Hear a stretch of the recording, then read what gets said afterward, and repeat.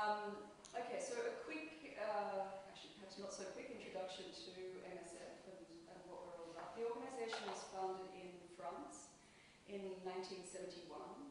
It was founded by a group of doctors and medical journalists, strangely enough, which sometimes people don't know about, who, the group of doctors had worked with the Red Cross in the Biafra crisis in Nigeria at the time, and were somewhat frustrated by the limitations placed on aid workers through the Red Cross's definition and their mandate in the way that they work, in that they were not able to speak out or say anything about what they witnessed when they were working in that area. And they felt very strongly that there was a need to have an organisation that not only provided medical aid and good medical aid, but was able to speak out and make statements about what they saw and what was going on. It's the very foundation of our organisation is these two pillars. So on one side, direct medical care under the humanitarian principles, but also to speak out, which is in slight contradiction to the humanitarian principle of neutrality. And it's an interesting dilemma that we face within the organisation and is cause for endless debate around how we manage that inherent conflict that we have in the way that we work. It makes for a very dynamic organisation. One thing, when I was preparing, I actually did a little PowerPoint for this talk, and I don't have it, and I wish that, because there were a few, I now wish I remembered all the quotes and things that I put in there, but I've tried to focus by thinking a little bit around some of the advocacy work that we do and the makeup of the organisation, particularly because you're doing human rights so that you understand that aspect of MSF, and that's what I'm going to sort of talk a little bit more about. As a bit of background to that, I think one of the most interesting things to understand about MSF is that we are governed by our association.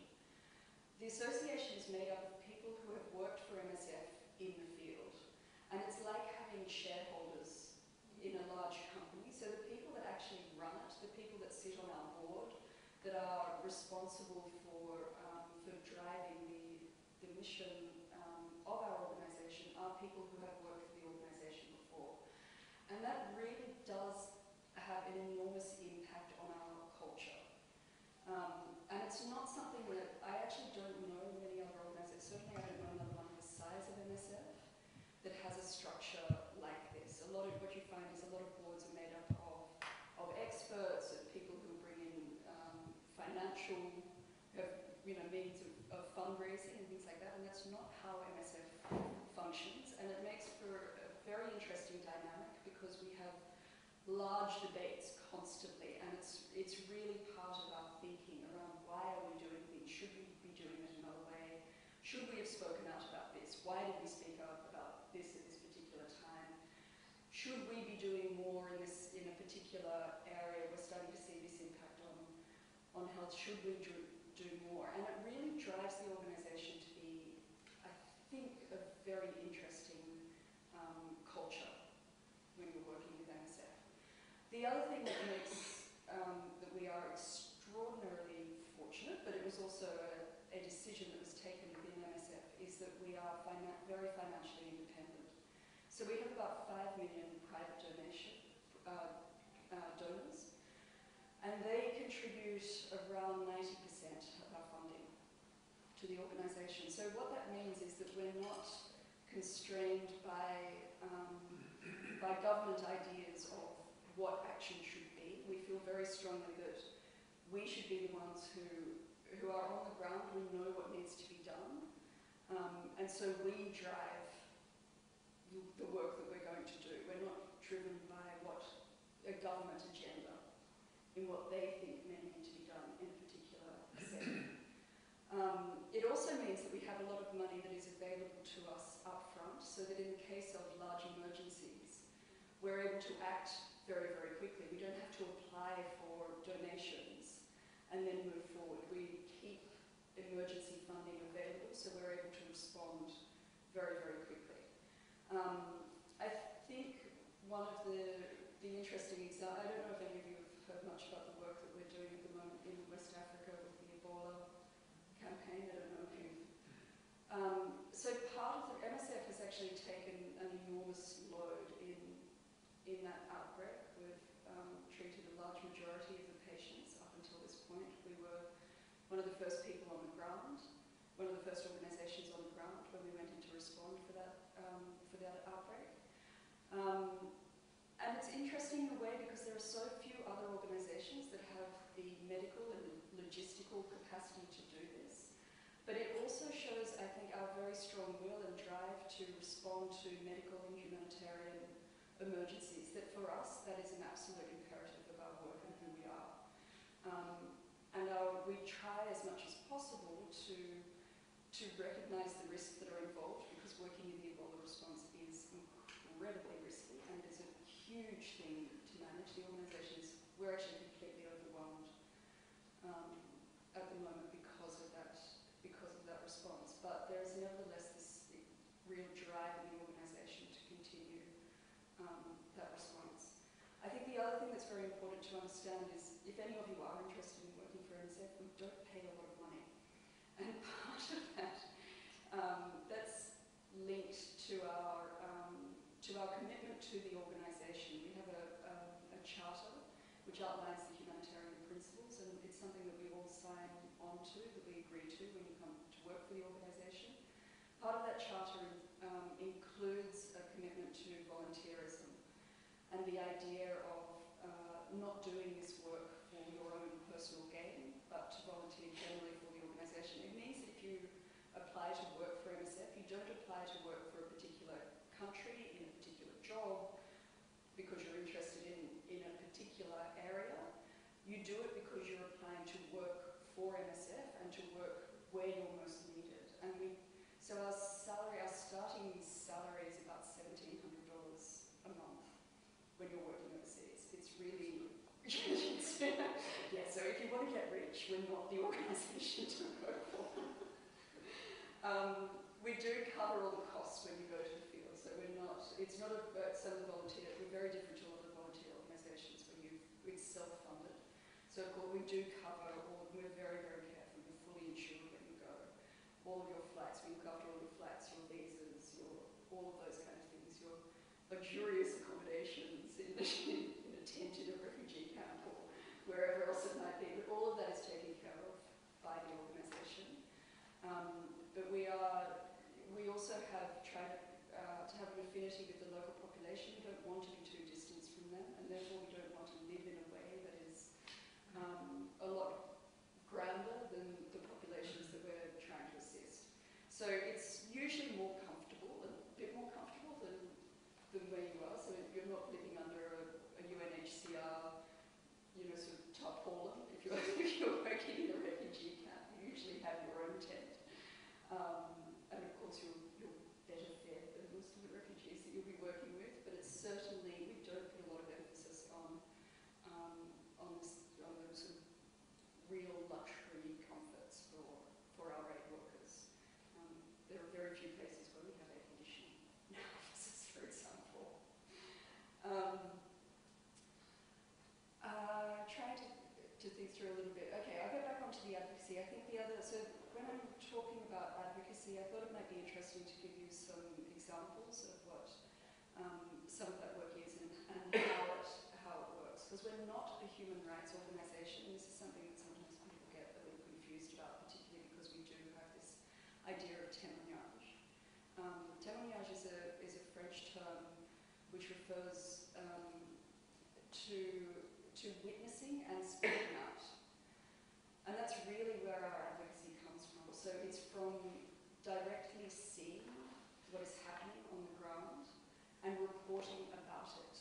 So a lot of human rights organisations will collect information through other actors and funnel that, and they do fantastic work because of that, but that's not what our role is. And our primary role is not to speak out. Our primary role is to provide medical assistance to the people that we're seeking to help.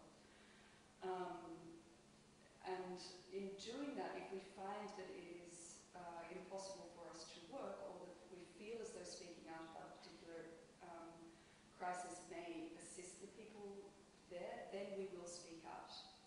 So it's not, our primary goal is not to go there and to talk about what is going on.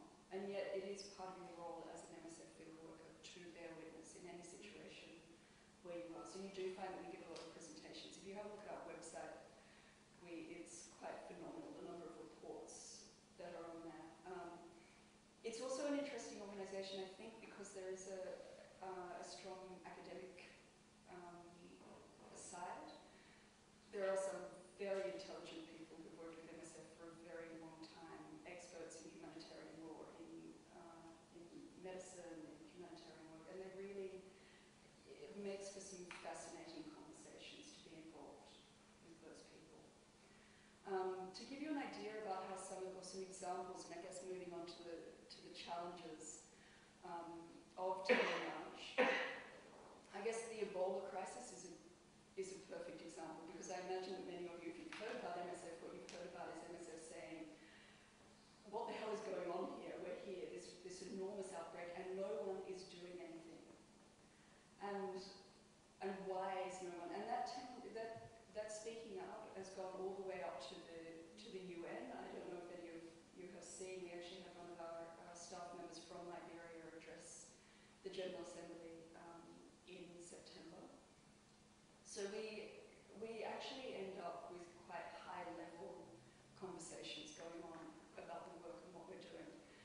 And I don't think we can, we've taken a very unusual step in the Ebola outbreak in asking for governments to step in and do more, and particularly the US government in Liberia, and they are doing that now.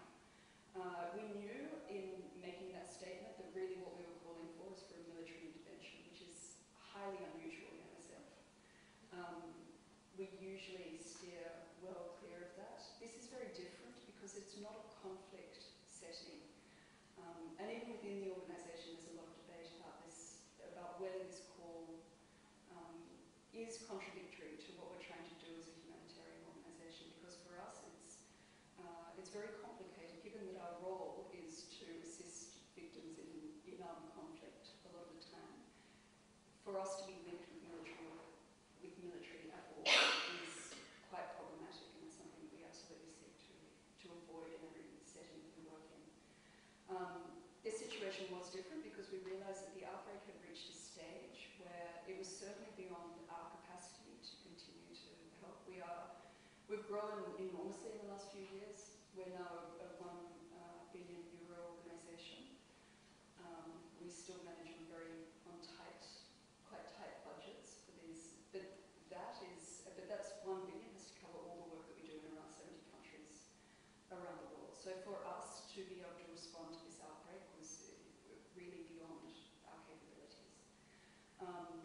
And so we realised that really what it was going to take is the logistics, the know-how of a military response. And that Obama then, I don't know if you might all be aware, made an announcement a few weeks ago that in fact the US military is going to intervene. And I do think that is partly due to the work that we've been, and some of the negotiations that we've been having at that level. So it's an example of really seeing what is going on the ground and insisting that the world responds to this and responds in an appropriate measure. I don't think that it was absolutely the only thing that made up his mind, but definitely MSF is one of the major players in this outbreak, and I think the work that we did at that level has made an enormous difference to that decision. Going in a little bit also to some of the challenges and this kind of tension that we always have around speaking out and then providing care in the field, because it is very complicated. The dual pillars of the organisation is very, very complicated to navigate. So I thought I'd give an example also of our work in Myanmar. Are any of you aware of the Rohingya situation in Myanmar and Bangladesh? Does that mean anything to anyone? Okay, so very briefly, the Rohingya are you aware of it?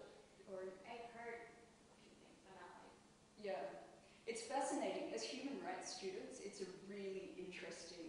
population to find out and look into, because it's quite terrifying what is happening in Myanmar and in Bangladesh at the moment.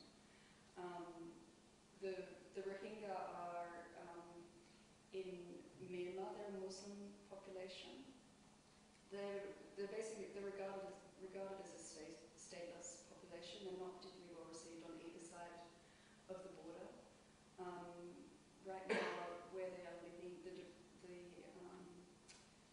the camps really where they're living in Myanmar are really deplorable. They're in a terrible situation, and they have very, very little access to healthcare. They have very tight restrictions on their movements, almost no access to education. It's really, if you start to read about it, it's quite a terrifying situation. And again, there was almost no work, and it was both the local community, the Rakhine community, and the government has made it very difficult for the outside world to have any access to this population.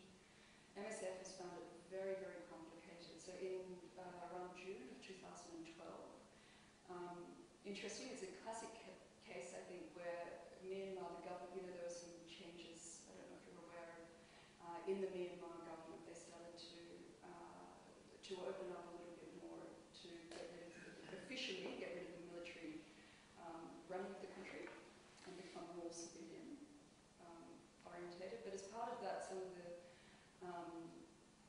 of the restrictions started to be lifted, and it really, or some of the control in various parts of the country started to be lifted, and it actually meant that a lot of the kind of tensions that had been bubbling underneath for a very long time came a lot stronger again, because the government was actually controlling the situation less. So there was a lot of this tension bubbled up, and there was a lot of violence that all of a sudden was coming up between the local Rakhine Buddhist and the Rohingya.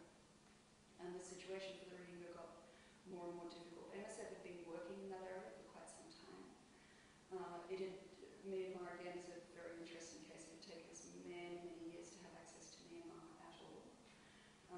And we really wanted to increase our activities in that area. We were able to do that over a period of around 6 months.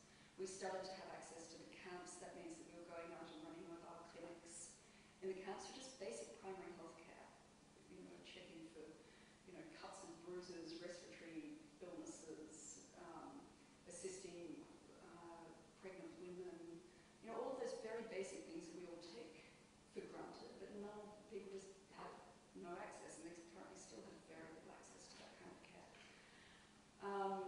Then around February of this year, so we were, in the last few years, that activity had increased quite phenomenally. We started to have quite strong, quite big teams on the ground, but we faced a lot of difficulties with the Rakhine population. And interesting, a lot of accusations of MSF really being a Muslim organisation, and that we were only interested in helping Muslims, which is fascinating, because then in the Middle East we're seen as being very Western and promoting kind of European ideals, which is the hard part when you're being neutral in the way that you work and impartial in the way that you work, is that everyone thinks you're on the wrong side of the situation. So that activity had built up. And then in February we came out with a report that wasn't actually accusatory in any way, but we reported on the work that we had done with people who'd been involved in a conflict, an attack in a particular area. And the government and the local population took offence to the statement because even without necessarily pointing a finger at anyone, they denied that attack ever took place on this group of people. And the result of that was that they kicked us out of Myanmar in February of this year. We then launched a massive international appeal around that, and as a result, I think it was around July of this year, the government in Myanmar then allowed MSF to return again to the country. So we are working again in Myanmar. There's a lot of our work was around the in that country as well, and so we were able to return to continue the patient care for our HIV and TB patients. We're still able to do that, but currently our activities are still not.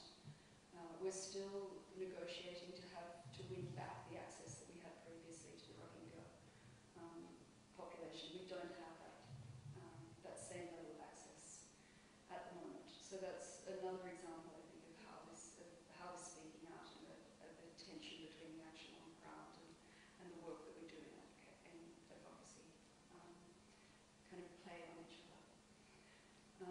Is it kind of addressing some of the things that you wanted to? I know that I don't have a lot more time to talk, so I thought I'd get into some of the more practical. I can talk about MSF forever, I do, because it is such a fascinating organisation. But maybe some of the practicalities, I think also there was part of the reason that I was asked to come here is just to talk about what it means to work with MSF and how that works on the ground. We are a very practical organisation. When people come to the organisation, most people apply through because they have solid skills to contribute. So there are four main tracks that people can enter the organisation. It's usually through medicine, so being a medical doctor, surgeon, whatever else it may be, physician, surgeon. The paramedical, so nurses, midwives, psychologists, etc., etc. There are a number of those kind of roles. Logisticians. One of the reasons that MSF is able to do the work that we do is because we have an incredibly good logistical setup. It is quite amazing, and it's really the reason why we're able to get in and respond so quickly, is because we realised early on that there's no point sending doctors off into these areas if you're not able to supply them with the drugs and the facilities that they require in order to do their work. And so we have a truly awesome logistical support where we can fly in, plane loads of material within a matter of a couple of days when needed. So we have huge warehouses in Africa and in Europe and other parts of the world. Mostly the warehouses are mostly in Africa and Europe, which are stocked with all the supplies that we need, all the drug supplies, etc., etc. We're able to put those together very quickly, and we actually have kits that you can order. So if in the Ebola response, for example, we have kits that are just sitting there waiting for an outbreak to happen, and as soon as the outbreak happens, we don't need to box everything up. We already know exactly what's required to set up a basic Ebola treatment centre. So all of that material is packed into little boxes, and it is ready to go. So we say there's been a report of viral hemorrhagic fever. We discover it's Ebola. We can immediately call through to our warehouse in Brussels and put in an order for a number of Ebola kits that have everything that you need, down to pens and pencils. So all the treatment facilities, the tents that you require, everything's already packed up and ready to go. It's quite incredible. Off they go, they just ship it in. So the logistics is actually fascinating work with MSF and really, really vital. And the other main area is administration. There's a lot of work. We're very careful about our accounting. We account for all the money that we spend in the field, and there are a lot of international positions that are based around that. And also the management of human resources. We have huge numbers of people working for us, and they need to be managed. They need to be paid. We need to work up their leave, their rosters, all of that, hiring and firing and managing all of that kind of stuff, which is not what people think of a lot, but it is actually one of the most important things in the field, is how people are managed, is how your staff are managed, makes or breaks a project. So if you are interested, those are the main roles. There are some roles for what we call humanitarian advisors, humanitarian affairs officers, they're quite often referred to. You usually need to have very strong background very strong, having worked internationally before, and have a strong background in understanding of humanitarian and human rights law. But there are not an enormous number of those positions, and it's really very, very competitive in that role. Then you build up your experience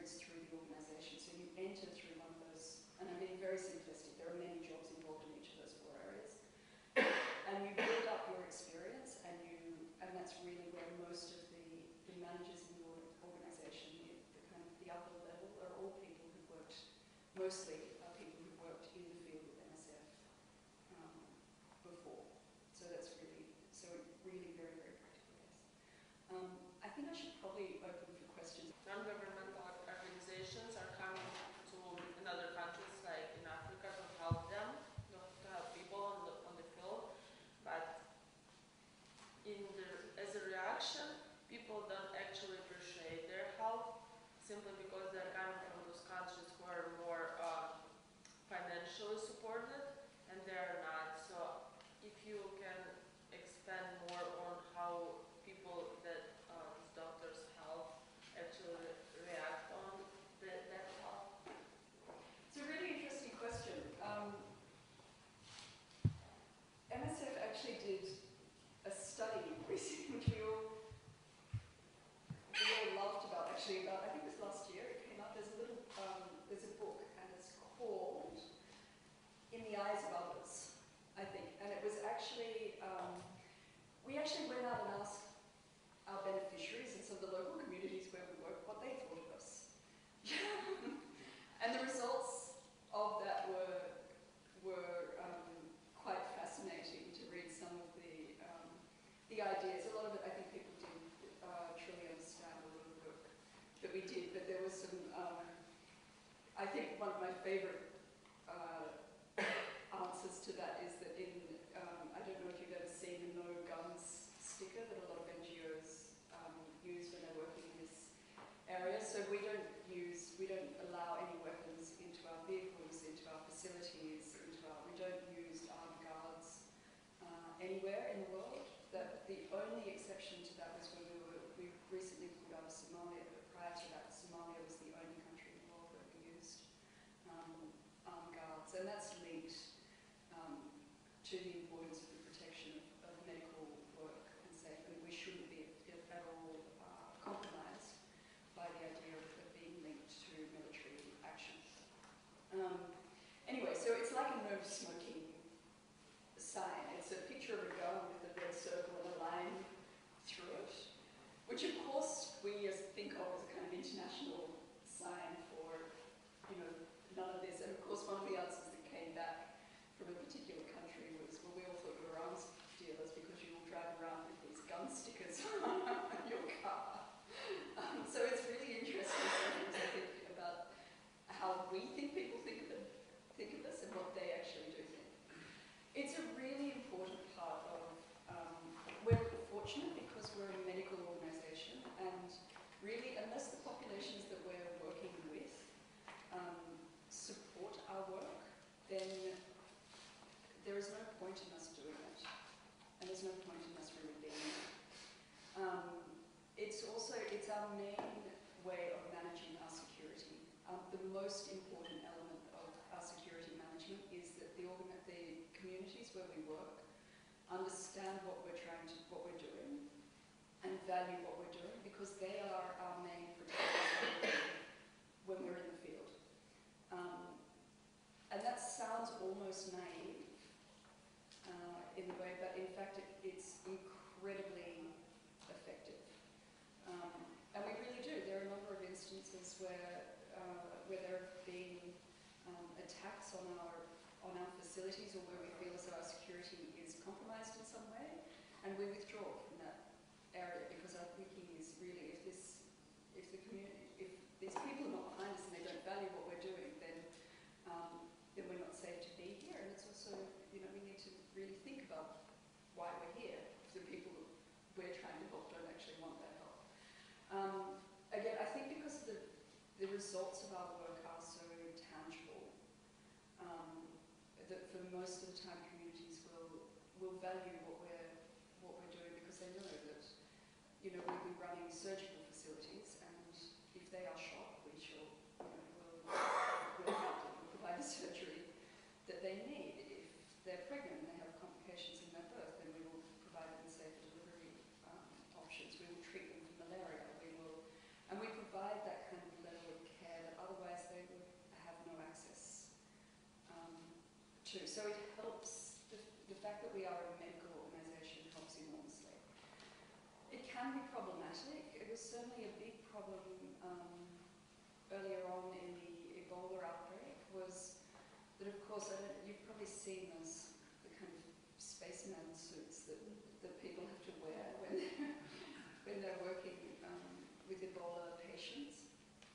And even going into communities, sometimes it's necessary to use some, if not the full protective equipment, at least some protective equipment. The problem with that, of course, is that then if you go off into a village where only a few people have been sick, then you go to investigate what's happening in that village, and you end up with a bunch of foreigners walking in wearing strange suits, and then all of a sudden a lot of people starting to die of Ebola. There are a lot of questions around why these white people came in and brought this disease on the community, because of course the assumption is that they're the ones that brought the, they're weird. They're coming in wearing all this strange equipment, and then all of a sudden we end up with this huge disease outbreak. So managing that is incredibly difficult. We spend an enormous amount of time talking to communities, talking to various leaders in communities to make sure that they understand. So we have to, before we go in, one of the first steps we always have to do is to go and engage with community leaders wherever we're working, and explain what we're doing and ensure that they understand and they see value in what we're doing. Because without that, it really puts, so we had terrible situations where our cars were being stolen, where our workers were kind of being run out of the areas. I think it's also important to note that MSF is more and more, we are truly an international organisation, in the sense that the people that work for us, and when we talk about our international field staff, they are no longer it's no longer just a bunch of white people running off to Africa, and it used to be a lot more like that. We now, an enormous number of our international staff are actually African, or from other countries where we've worked before. So, for me, I think that is actually essential, that we continue to diversify the ethnic backgrounds, the cultural backgrounds of the people that work for our organisation. I think it informs our work better. I think it helps with the acceptance in the countries in which we're working. And I think it's really what we're all about. We should not be seen as a purely Western, northern, no, we're meant to turn ourselves now, organisation.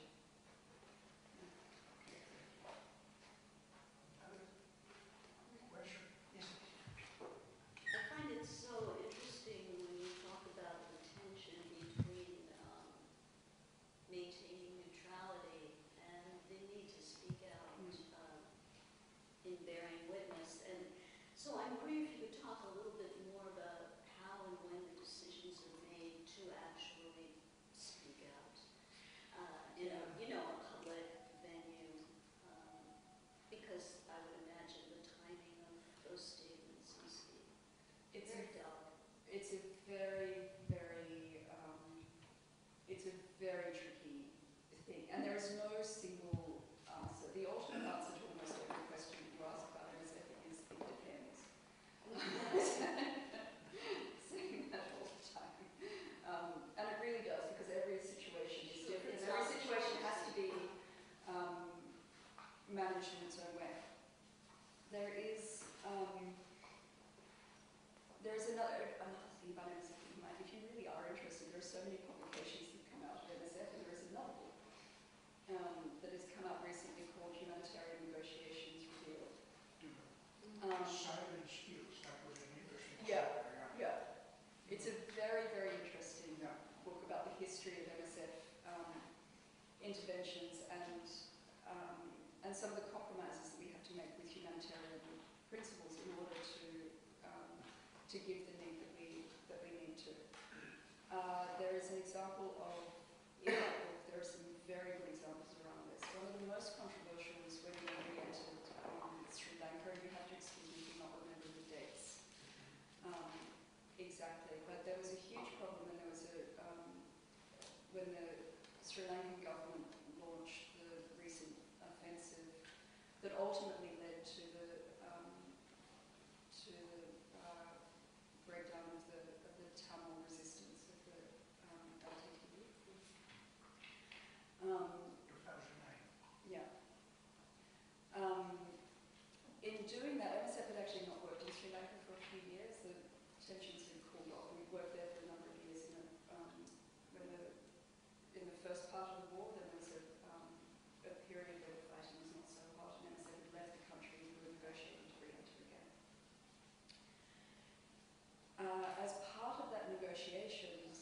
Sri Lankan government actually requested that we sign a document to say that if we were going to have access to the Tamil population, that we would not speak out and we would not say anything about what we said. And this caused incredible debate within the organisation, or still does, because ultimately we signed, and it was completely contradictory to one of our most important principles.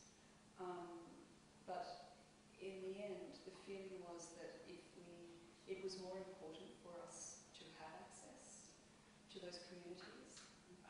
And we knew that we had tried every way to negotiate to not sign an agreement like that, and there was absolutely no way that we would have been allowed in had we not done it.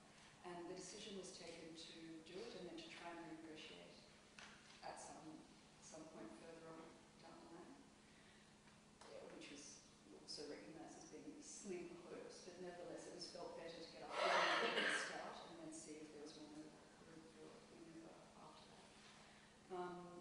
And it ended up being hugely problematic, and I'm not sure that I think there are still questions about how much we really gained and whether that level of compromise was valid in that particular case.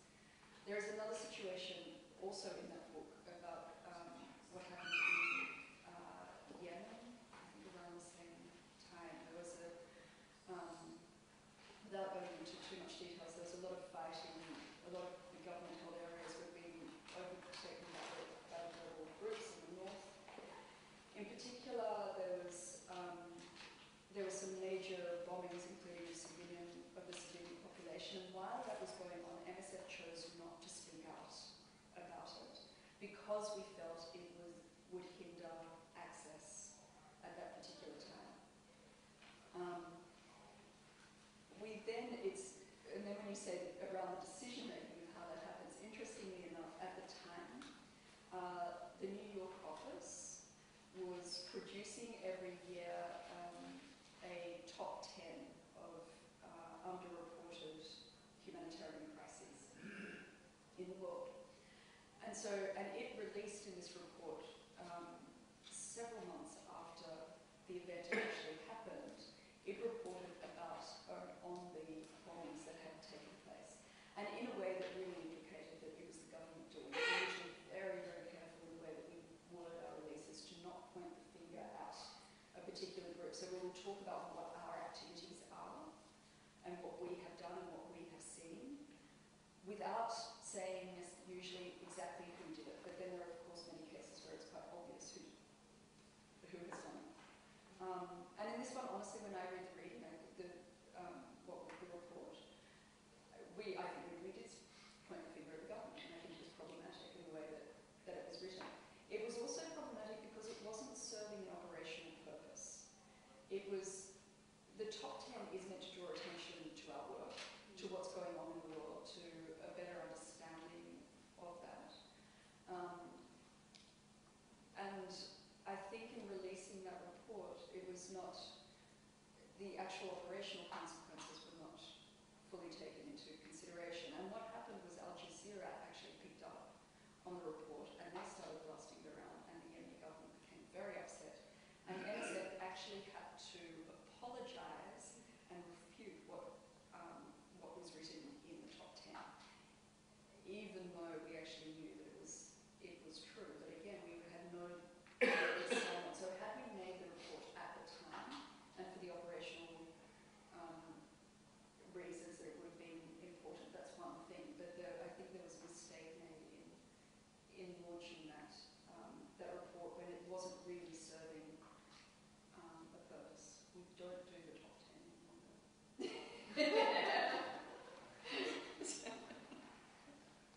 Yes.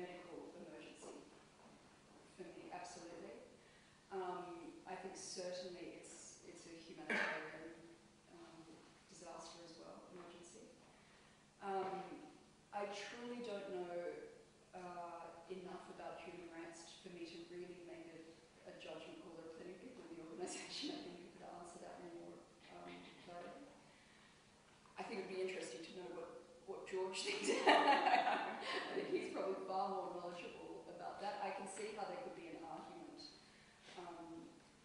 for that, particularly because the response has been so slow, and I think the access to healthcare to some degree can be seen as a human rights issue. But I really don't want to paint myself as an expert in human rights, so I don't think that I should answer that question. The first example that springs to mind, if I do think about a very difficult decision-making process, was this year has been so ridiculous. The number of emergencies that are going on in the world has just exploded since about a year ago. So I believe this was in 2013. I'm pretty sure it was the chemical attacks in Syria. Yeah, it was 2013. That was a very, very difficult decision about whether we say anything about that or not. At the time, we did have operations only in the battlefield areas in Syria. We were trying very hard to negotiate access with the government. We currently still do not have access to government-held areas in Syria, and in fact, because of the security now, and it's one challenge that I haven't spoken about that is enormous, and if I've got some time, I'll talk about that. Our activities in our operations in Syria have dropped off dramatically, but it's very, very complicated to work in that emergency, which I think is an enormous tragedy. But during that time, we did make a statement but it was difficult because we didn't see firsthand the attacks taking place. We treated people that showed symptoms that were very clearly be linked with the chemical attack. But it was hugely controversial because we weren't actually exactly in the area. We were receiving patients from further away. It was also very clear that if we did make a statement, and we were extremely careful in the wording of that statement, that again, even if we did not say that this was an attack by the Syrian government, that the assumption would be made that it was an attack of the Syrian government. And I think, as you know, the political, the statements that Obama had made was very, very controversial. We said anything at all.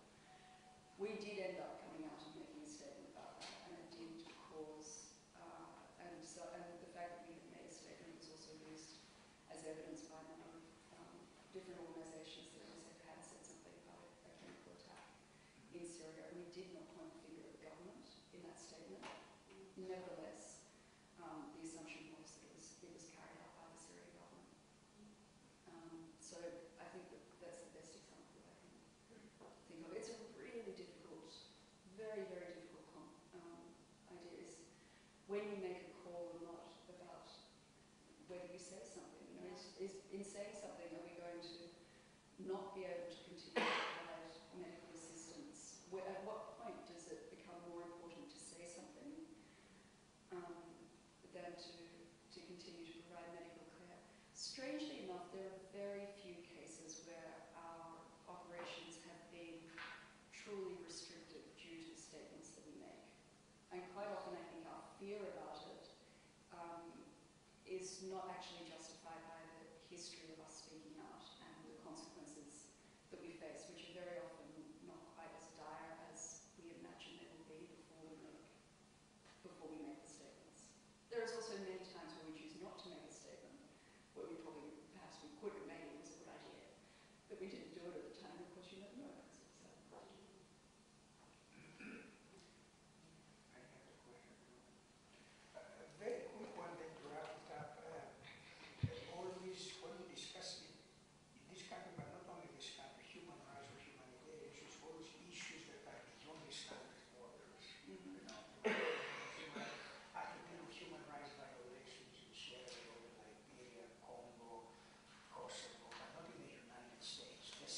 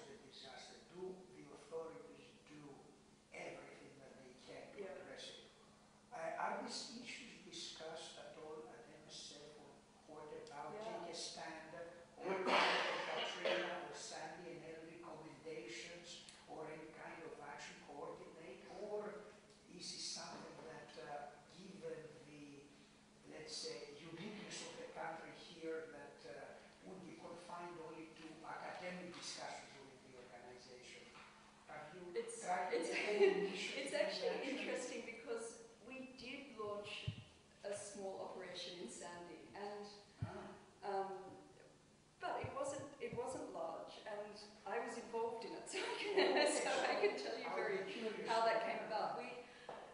I wasn't here when Katrina happened. I believe we did an expert. So before we start any project, you send an expert team first, and I hope I'm not speaking out of turn, but I think we did send an expert team in Katrina and decided that there wasn't a role for us. Again, I think it's very important to understand that our decision to assist in a situation is not based around a motivation to make a statement about that particular situation, but rather for the added value that we think we can provide by providing services in those kind of cases. And I think it was decided in Katrina that there was no added value that we could contribute. That is often the case, but really because when we're talking, and I think it's a really big question in MSF, because most of the time, the times that we see the peak in the interest in the organisation, in fundraising and things like that, is usually after massive natural disasters. It was after the tsunami, it was after the Haiti earthquake.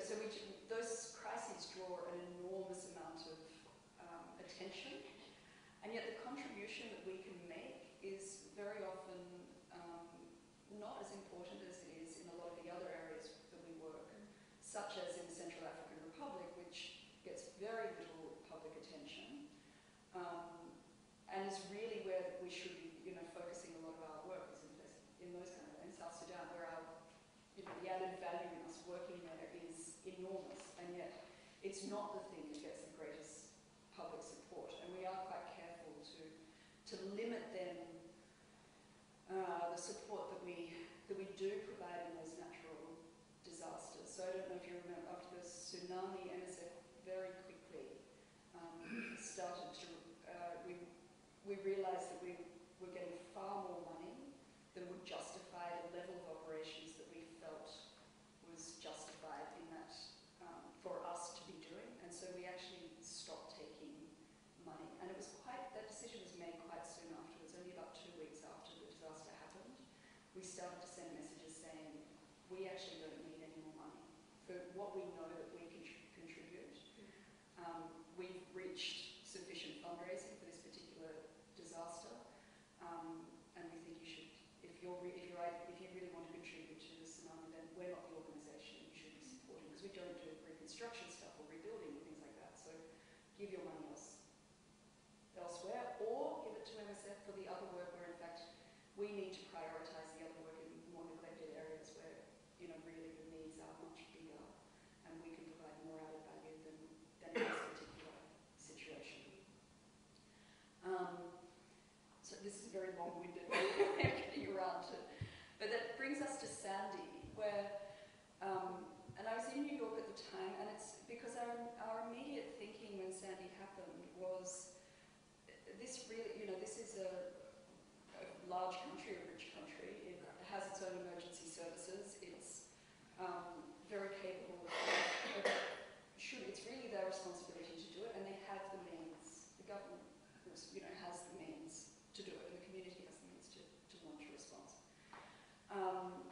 And so, really, at first, for the first few days, we didn't really feel that there was a huge need. I can tell you firsthand how it started to happen, that we started to rethink a little bit. We have an HR emergency phone, which is a 24 hours a day phone that's usually used for expat emergencies or something that's going on in the field. And I had that phone during Sandy, and I received a call from a woman who was working in one of the shelters in Brooklyn.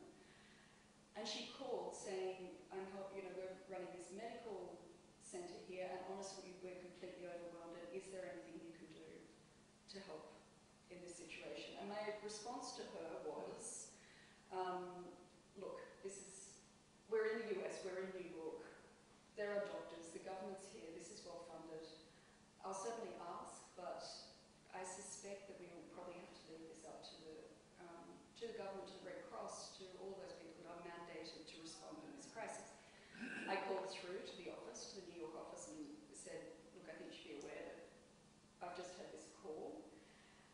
around the same time, we started to get similar calls from different places around the city, down in the lower parts of Manhattan. And in fact, essentially then, the decision was taken that maybe we should do a little expo. So I actually went out, it was a fascinating thing. I did an expo to where I took the train, I took the subway out to the shelter where this woman had called from. And I went to have a look, and indeed what I saw there was that while there were there were an enormous number of volunteers, there were reasonable suppliers, but there was a big issue around having the things that people really needed. We really needed to staff the centre. So what we said is what we can provide is 24-hour staffing for this centre and coordination of all this stuff. And it was a fascinating thing. I only worked there for a few days. But it was a fascinating thing because overnight when we were working, we were very busy. There was lots going on. There were lots of patients. And it was just, a lot of it was just very basic, kind of just sorting the thing out. So there was a proper consultation room that we knew how to get people's drugs if they needed them. But, you know, we're also very quick. If someone needs something, there's a problem with their insurance, but they really medically need it, we just go and buy it. You know, there's so much effort being put into try to work out what to do with insurance. A lot of people just didn't have their medical insurance details. They'd lost them because they'd been held in local pharmacies that were flooded and they couldn't get them. And so for a lot, you know, we try and help facilitate that. But if it was really getting to the point that it was a medical emergency, then for goodness sake, you just go and buy some insulin. You know, it was those kind of just very basic things that we ended up doing. And then at the same time, probably the biggest area of our response was in the Rockaways, that we realised that there were a lot of people who had actually remained in their houses in the Rockaways, and they had no electricity, they had no heating. I don't know if you all remember, but it suddenly got very, very cold a few days after Sandy. So there were a lot of very old people who were, or, you know, physically disabled, who had no way of getting out of their houses. So again, if they didn't have their medications and things like that, it was a real problem. So then we started, you know, going actually door to door and knocking and responding that way. We didn't make it because, as I said, our purpose is not to speak out about things, and really all we did was just feel as though for a few weeks we added this little, and then I think the main, you know, sort of the emergency services I think started to really kick in, and they started to manage things a little bit better. But it was fascinating to go through that process of really our go-to in these situations is it's really up to the American government, and they're perfectly capable of managing this. And we realised in this instance that actually we did really have something to offer, and so we did choose to. It wasn't a big response, it was a very cost-effective response. It didn't cost us a lot of money at all to do it. But yeah, so we did intervene in Sandy, and I think we were